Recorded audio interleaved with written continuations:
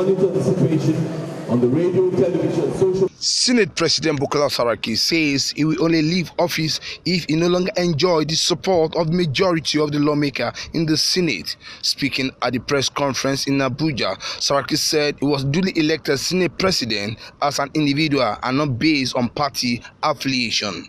He noted, however, that Tuesday's siege was an act of cowardice by those seeking to carry out an illegal impeachment of the leadership of the Senate in flagrant disregard of the law. This is not the change we fought for. We did not fight for instruments of state to be used to oppress Nigerians and the lawmakers. I know that I certainly did not fight just so that legislatures could be undermined and subject to this onslaught. There are so many lessons to be drawn from the ugly incident we all witnessed yesterday. For one, government must ensure that security agents remain neutral and act in line with the position of the Constitution as well as the enabling laws. Head of agencies should be accountable, and those who step out of line must be held responsible for their actions. Enough with impunity.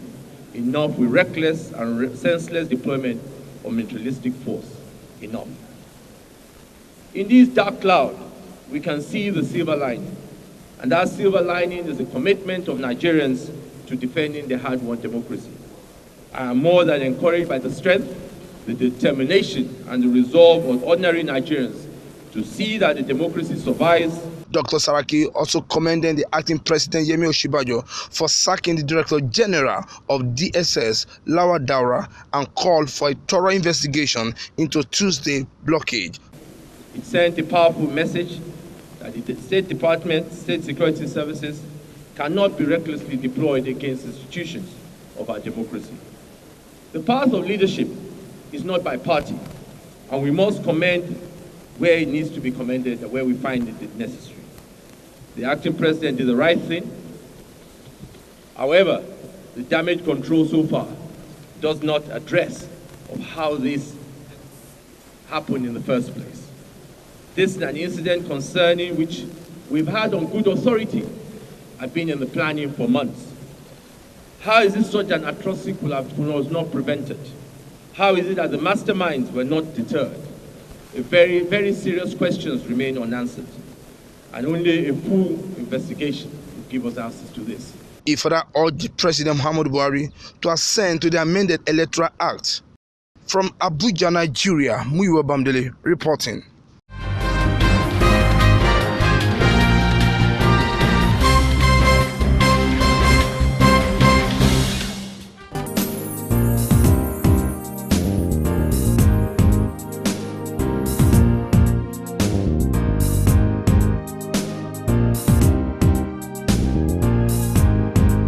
Senator Godswill Akpabio says his defection to the ruling All Progressive Congress (APC) from the People Democratic Party (PDP) is done to promote national interest.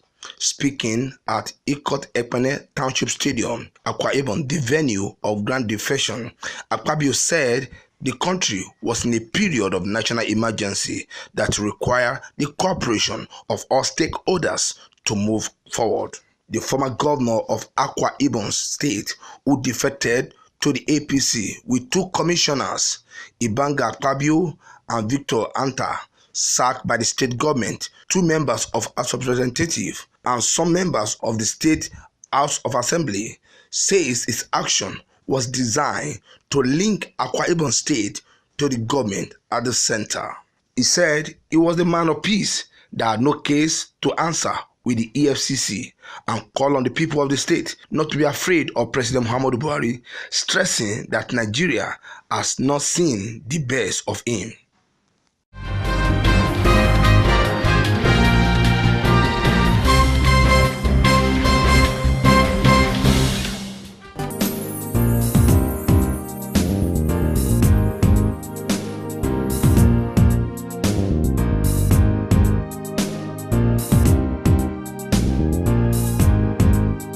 Fake news has been roundly regarded as a growing threat to peace and democracy in Nigeria. As 2019 general elections are fast approaching, it is essential to prevent the circulation of fake news and disinformation. Currently, the country's political landscape is tense given the increasing security threats in different parts of the country. perceived marginalization, anger, confusion, and economic challenges.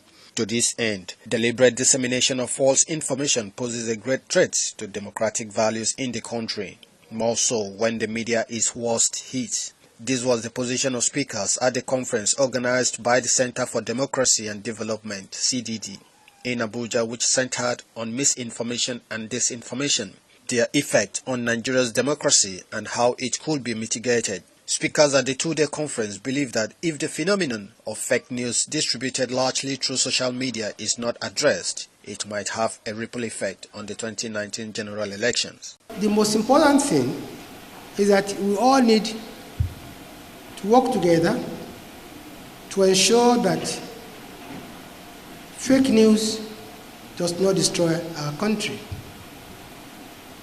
We have very disturbing news that some opposition leaders in readiness for the 2019 elections have been visiting Georgia, Ukraine, and other countries with the sole aim of using cyber war to influence the outcome of the next election. And this is why we must all be up in arms against fake news. This is being done with impunity. And as much as we are hesitant to talk about regulation, or it's not about regulating social media, but frankly, we need to review some of the existing regulations, make stiffer penalties for people who do this, and also ensure how through citizen activism, we can ensure that there is implementation of some of those. I mean, the first time we had that experience was in Zamfara State, when a governor who noticed, I think I mentioned this, noticed he was losing election, instructed his state radio station to announce. Now we have it in Ekiti, and before you realize it, it becomes wildfire all over the place. So these kinds of things that are done with impunity, we really have to look at ways and the manners by which perhaps improved legislation. I think that there is something to be said about social media only being an instrument rather than the fundamental cause of the problem. The fundamental cause of the problem is the one that I have already identified, which is the contemporary character of liberal democracy and how it propagates disempowerment and disillusionment, and the challenge, therefore, of keeping an electorate engaged in the face of this disillusionment. I think that is really the fundamental point. These are the things that regulate political behavior, and also the whole collapse of a complex of cultural structures that also regulate how we behave, how we relate to one another, and so on. So it's about reinventing political education. I think it's one important point, rather than direct regulation of what people write and say. I think that it is important to address the issue even before it gets to social media. In certain quarters, fake news could be seen as a thriving menace, but to the regulatory body, National Broadcasting Commission, NBC, it is on the verge of extinction as heavy sanctions are meted out to erring media organizations. Problem of hate speech and fake news has invaded our airwaves. Ordinarily, when you go on Facebook and concoct your information, it might be personal and at individual level. But unfortunately, if it filters into the broadcast media, especially radio, considering the level of exposure of the audience of radio and to some extent television, it can easily degenerate into unrest and other voices of the society, because already people are charged in what the media says. But by the time you feed them consistently with fake news, with set speeches, there's every tendency that you will erode that confidence, that trust on you. And when we have no confidence and trust on the media in a democracy, that will signal another platform of danger. Because who else do you believe? Is it the rumor that comes from your neighbor or your friend at work or other gossips? So this we do in the best interest of the country. There is a tendency that political actors could take advantage of these gaps either to misinform, disinform, promote apathy, or skew voting choices for the forthcoming elections. We witnessed in 2015 elections massive use of disinformation to create tensions in the country. I'm just coming from a retreat by the Nigerian Broadcasting Commission, in Uyo. And one of the issues that were reviewed in Uyo was the deliberate misinformation carried out by the incumbent government in Ekiti about election results. The idea was to announce fake results, and those results, fake results, were actually announced. And the purpose was to create tension so that when genuine results are released by INEC, which has the responsibility to do that, it will create this situation of unbelief, of people thinking it's fraud, and thereby plunge the state into crisis. This conference is apt and timely as Nigeria prepares towards the 2019 general elections. Disinformation, whether before, during, or after elections, is dangerous to any democracy. And 2019 is no less a crucial year for Nigeria's democracy, but the journey to that begins here. Fake news is capable of negatively influencing public's opinions on candidates during elections. It could affect voter turnout and encourage do-or-die attitudes among politicians. Social media is the fastest means of spreading fake news. With growing number of internet users in the country, from 28 million in 2012 to 103 million in May 2018, it is imperative that conscious effort should be made to mitigate fake news. So you can see that at various levels of our society, the challenge and the problem of fake news is very, very pervasive.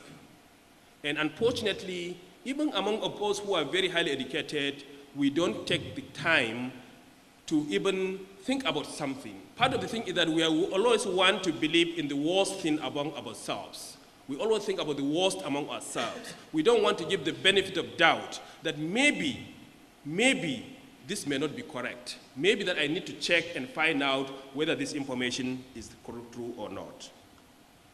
So here we are, the challenge that we have. And I think that this challenge is going to be much, much more worse as we are getting ready toward the 2019 elections. They submitted that more direct citizens' participation is required in addressing the menace of fake news and hate speech. Awesome Raffle, Ben Television.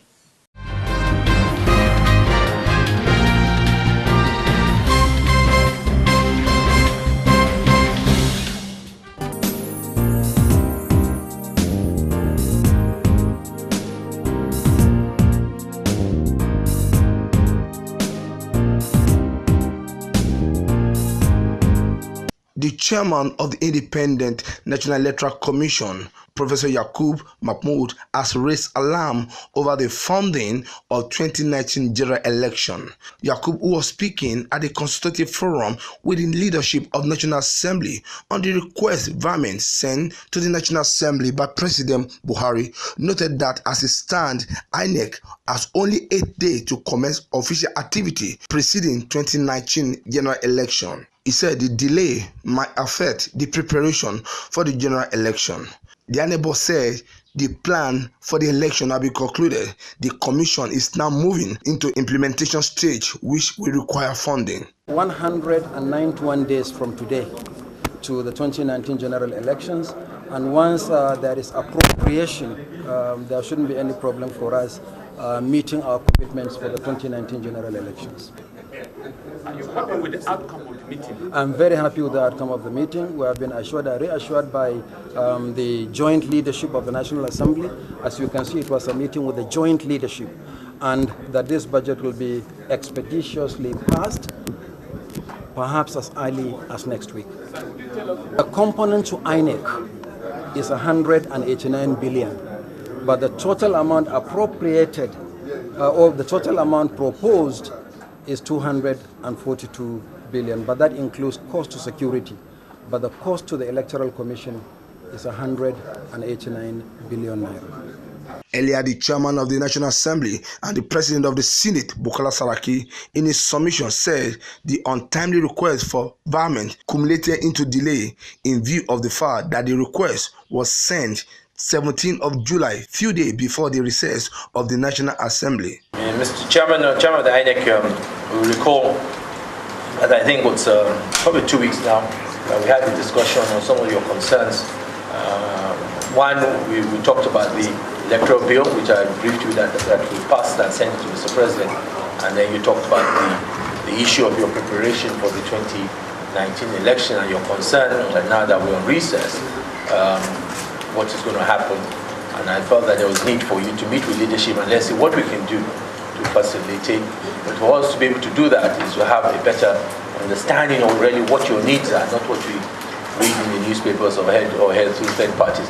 And the purpose of today's meeting is to get a feedback from you, what those requests are, the time frames for some of the things you need to, and the kind of funding that is required. And then we can now be able to come up with a decision to see how best we can assist you. Let me reaffirm that, as you know very well, over the last few years, we've worked very closely with you to ensure that we raise the standard of our electioneering and electoral processes in this country through the process of the electoral bill, through the support we are giving at all times.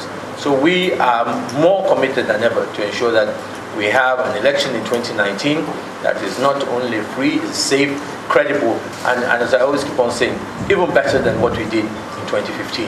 And the only way to do that is to ensure that you have all the necessary tools that will make you efficient and make you be able to perform. You cannot perform if you don't have that. And so our role is to support that. I want to make that commitment to you, which you know, I'm sure you know already, and I speak on behalf of the Speaker and myself. The Speaker of the House of Representatives, Yakubu Dogara, assured that the National Assembly will raise the standard of Nigerians through the electoral process. I think in the process of Senate President's opening remarks, he has effectively covered the ground. And what I will add is just to reiterate the fact that we are committed to an electoral process that will better the experiences of our 2015 general elections. We've already set a standard where the world has applauded. Our electoral process has been fair to a certain degree, and we mustn't go below that standard. So I want to reiterate the fact that as leaders of the National Assembly were committed to appropriating whatever is needed within the confines of the resources of the nation for INEC to be able to realize this. And that is why this meeting is important. However, personally, I have some questions that I intend to raise. From National Assembly Complex, Abuja, Nigeria, Muyiwa Bamdele reporting.